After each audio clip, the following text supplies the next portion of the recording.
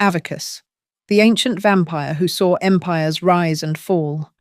Before Rome, before the legions and marble statues, there was Egypt, a land of gods and pharaohs, a land where a man could become something more than human.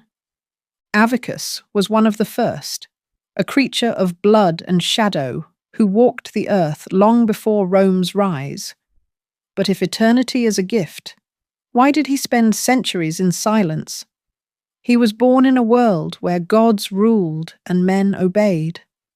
A priest of the old ways, devoted to rituals older than memory. But devotion is dangerous when the gods demand sacrifice. Therefore, when the darkness came, it was not a gift, it was a punishment. He was turned not by choice, but by force, by something ancient even to his people. A blood drinker, bound to a new existence he never sought. But then, Egypt changed. The pharaohs fell. The old gods faded. And Avicus, unwilling to die but unable to live, withdrew into the shadows, watching as his homeland became unrecognizable. Centuries passed. The world belonged to a new empire, Rome, a place where power was no longer divine, but man-made. Avicus had lived long enough to see conquerors come and go.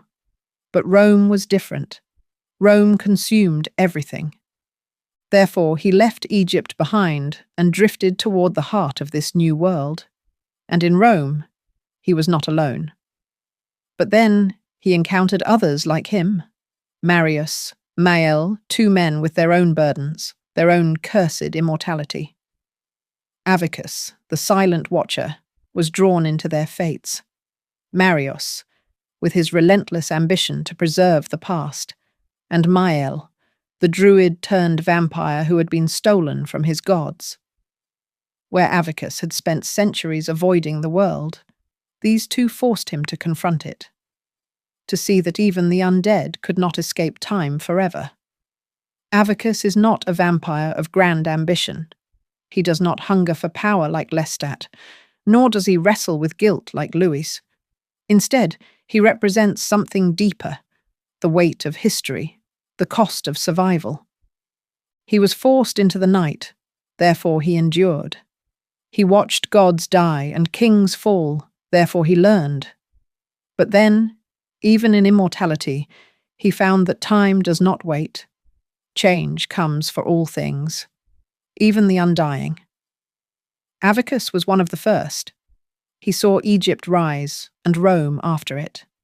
He walked among empires that believed themselves eternal, only to watch them crumble into dust. But what of him? Will he too be forgotten?